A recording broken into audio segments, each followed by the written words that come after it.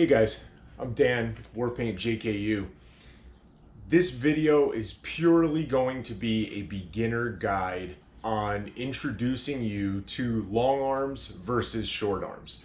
We're going to talk about long arms and short arms in things from a shorter wheelbase Jeep like a TJ to a longer wheelbase Jeep like a JKU, and what the benefits are, if it's worth it, because it may not be depending upon what you do with your rig. And at the end of the video, I'm going to show you a pretty awesome way to make your short arms on a JK perform a lot like long arms for less than a couple $100 and a couple hours of your time. So check it out. Long arms are expensive, okay? There's no doubt about it. They're expensive even if you're not going to be installing them yourself on your own rig. But there are a couple of things that you can do to understand whether the jump to long arms is going to be worth it for you. There's a lot of information out there on the internet. There's a lot of other videos also explaining it and showing some differences. I'm just going to explain it to you on a very beginner level, just to help you guys maybe further understand and gain a little bit of that background knowledge. Now, if you rock crawl, I would highly recommend making the jump to long arms. If you have a short arm Jeep, a short wheelbase Jeep, I'd highly recommend going to long arms. Even if you don't rock crawl, the ride quality is just absolutely insane, the difference. And we'll talk about why that is in just a second. But a couple of the things that I want to touch on right now is the overall length, right? Short arms are exactly that. They're shorter. Long arms are exactly that. They're long arms. Now, Jeep JKs have this funny thing out there where people call them mid-arms. They're not. They're short arms. And the TJ had been around for so long with those short little tiny arms that when they came out with the JKs and they made them longer, okay, almost the size of a TJ long arm from the factory. They're a little shorter still than that, but they're closer. People started saying, wow, this is almost like a long arm. It's like a mid-arm, right? It's not. It's still a short arm because a JKU long arm or a JK long arm is really long. Let's check those out and discuss those lengths. Now, I have long arms on my rig, but I wanted to be able to explain to you the differences between all three, right? TJ short arm, JKU short arm, JKU long arm. And that's exactly what these are, okay? So from this tape mark up to that end right there is going to be the length of a TJ short arm, okay? That is exactly how long a TJ short arm is. This center piece of tubing here, right from the end of this tubing, which is in line, right, with the top of the tape, to the end up there is going to be a JKU short arm. So considerably longer than a TJ short arm, but you know, or a JK, they're the same on the front lowers. That's the arm we're talking about. And then this is a JK long arm next to it, okay? That's the length of my long arm, which is actually 38 inches long, so 2 inches longer than a yard. Now, what do all those lengths and measurements mean? Essentially, the bottom line, okay, when you're talking about control arms is that you want them to be perfectly parallel to the ground at ride height, right? Not at suspension up travel, not at droop, but you'd like them to be parallel to the ground. Now, the more parallel to the ground that they are, the better your ride is gonna be. Check out this photo right up here of a factory JKU or JK without a lift height, and you can see that lower control arm is pretty much parallel to the ground. Now, the higher you lift without changing your arms, the steeper that angle is going to get, right? The higher up the Jeep is, your axle is going to stay where it is, right? The connection point on the lower and on the upper is going to stay where they are. So the higher you lift the Jeep, the steeper that those arms are going to get, okay? This is basically representative of a factory short arm and on a JK. The TJs are even worse because the arm, like you saw a second ago, is much shorter. So the arm gets much steeper. Now that directly affects your ride quality. Now, what a lot of people will do on a JK is they will, as they lift it, they'll get an aftermarket adjustable control arm, okay? That makes them able to lengthen it a little bit so that their caster angle, how far backwards or forward the axle is sitting on the ground at ride height, it allows them to adjust it and get some of that ride quality back. but you're never gonna have the ride quality back of factory as soon as you lift your vehicle without going back to maybe like a long arm, okay? Now, real quick, a long arm attaches way back here on a Jeep JK. It actually attaches on the cross member of your transmission. So if you can get underneath your Jeep right now and you can look, and right pretty much under the driver's seat, there's a cross member that connects the two frame rails, and that's gonna have your lower control arm on it. So that lower control arm is gonna go from there all the way down here and attach at that same point, right at the bottom of the axle.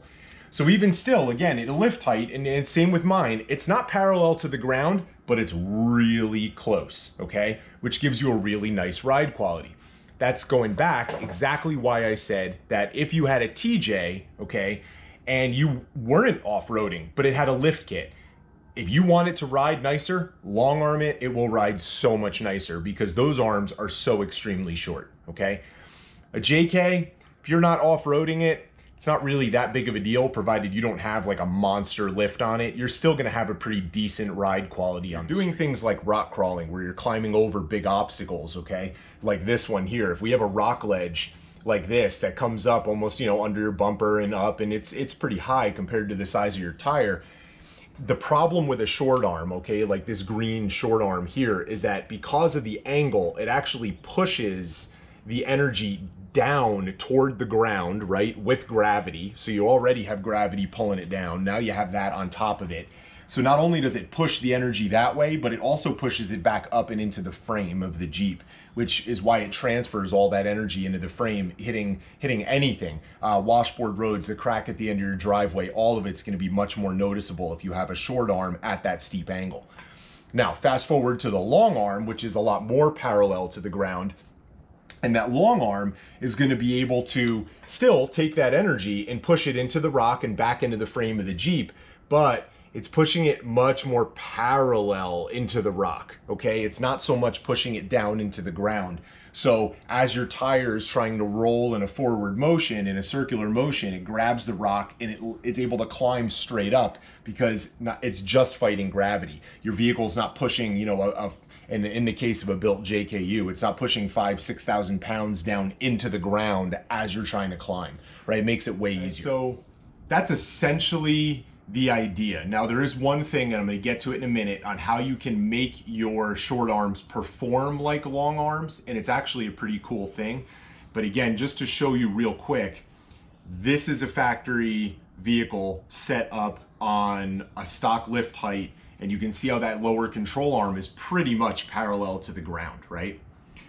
This photo is my JK when I was still on Dana 44s, and that arm on the bottom is still painted red like my current arms, but it's just an adjustable control arm. It's still a short arm, okay? It was adjustable because I had a lift and I wanted to set my caster angle on the vehicle correctly, but it's still a short arm. But you can see how it's still pretty much parallel to the ground, and that's on a 4.5-inch lift, okay? And I'm gonna tell you exactly how to do that. This is my vehicle on long arms. And as you've seen on my Instagram page and on other YouTube videos, it climbs like a billy goat. It is awesome. It rides super smooth on the street. I personally, if you're gonna rock crawl, would recommend long arms for anything. Going back on the principle, I knew that a short arm, okay, was not as good with the angles and the geometry. And again, I've worked on suspensions a long time. I understand all that stuff, right? So I figured if the angle and the geometry was pretty close or the same as a long arm, why go to a long arm, right? If I can make my short arm and save all that money, go for it. Well, let me tell you, when I did the Dana 60 swap out of the Super Duty, I had to get new lower control arms anyway. They don't work because the axle's so much wider and they just don't work. So when I looked at the cost of what the new lower control arms were gonna cost me, and I crunched some numbers with selling my existing control arms and then buying a 3-link long arm kit, it wasn't much more money for me to go to a 3-link long arm. 3-link is gonna flex way better than a 4-link, that's a whole nother thing. But the long arm conversion that I put in there compared to the short arm, it's still better. It's close. It's not that much better, but it's still better. So here's my thing to you. If you guys are thinking about doing a long arm, okay, and you're like, I want to do it, but it's a lot of money, and is it really going to be worth it? My advice, okay, would be to spend the couple $100. Get the part I'm going to tell you about in just a second. Once you have that part, you have it installed on your Jeep, think about the way it's going to ride. And then imagine it's even better when you actually do a full long arm kit. Here's that part, okay? And after that, I'm going to talk to something it's a really, really big safety thing before I let you guys go. So stick around for that. But here's the part. They make a part, okay, that if we forget about the long arms for a second, we pretend they're not there, okay? Let's just ignore those. You're back to your short arms. They're at a steep angle. It's not the greatest. They make a part that actually takes this... Somebody's getting a delivery out there. Sorry about that. They make this long arm, or this short arm, actually come down and attach down here, okay? And look what it did to the angle. It drops that angle and makes it much more parallel to the ground, much more like a long arm. So the angle is close, okay? They are relocation brackets. Now, there's a company that makes relocation brackets for the rear as well. I wouldn't worry about it. The rear, because of the angle of your control arms behind you and wanting to climb things, it's not as big of an issue in the rear. If you're wondering if you're gonna go long arms, try that relocation bracket first, okay? They're called lower control arm relocation brackets. Now, the reason they make those is so that you don't have to buy aftermarket control arms when you lift your Jeep. It kind of corrects the angle. I would still buy aftermarket control arms. They're gonna flex way better. But if you also put that bracket on, it's gonna lower and correct the geometry, and it's gonna make it act a lot more parallel to the ground like it is a long arm, okay? And they're not expensive. You can install them maybe yourself, but even to have a shop install them, it wouldn't be that big of a deal. That's up to you. Anti-squat is a really big deal, all right? Anti-squat, when you're going up something very steep, makes your Jeep stable or not, okay? It makes your Jeep, it makes your axle want to stay on the ground or want to lift off the ground really easily. Anti-squat, I can talk about it for a long time. There's a lot of calculations, a lot of figures, a lot of geometry. I'm not going to bore you guys with all that stuff. The general idea, okay, is if you look at your upper and lower control arm on your axle, there's a distance between it, okay, between those two mounting points. Well, you need to have enough space. If you have a lot of space there, you need a lot of space on your frame between your upper and lower also, okay? You can't stick your upper and lower at the same point on your frame and then have them spread apart on your axle to a big distance and expect your Jeep to be stable. It's not gonna happen, okay? It's extremely, so if you're gonna do this by yourself, okay, and you're like, oh, I could just make my own bracket and lower that arm. The problem with lowering that lower arm without lowering the upper arm is you're gonna run into some anti-squat issues. Your Jeep is gonna ride terrible, okay? Potentially be dangerous on steep climbs.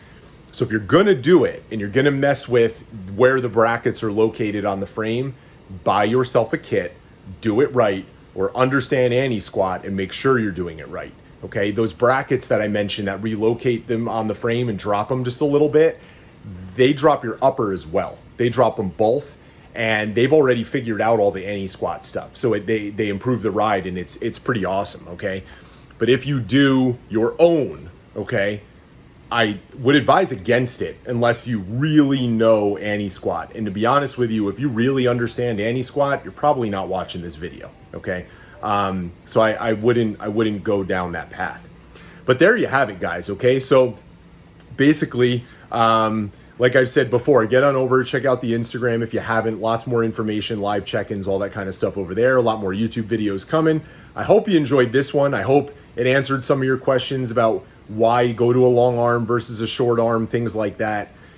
Again, I highly recommend long arms if you're rock crawling on anything. I highly recommend long arms if you have a short wheelbase, even if you don't go off-road. Just hitting potholes and manhole covers in the street, it's going to be more comfortable. But if you have a long wheelbase and you're not going off-road, or you're going off-road and you're doing overlanding and really simple, easy stuff, it's not really all that necessary. And if you want your Jeep to ride a little nicer, just put those lowering brackets on it and lower it down there and you're good to go. Not a big deal, right? So stay tuned, guys. More coming, and I hope this one answered some of your questions. If you have any questions, make a comment, send me a message. You can also go to my website, warpaintjku.com. You can email me there, and I'll respond to you there as well. But anyway, guys, keep on keeping on. Go turn some wrenches.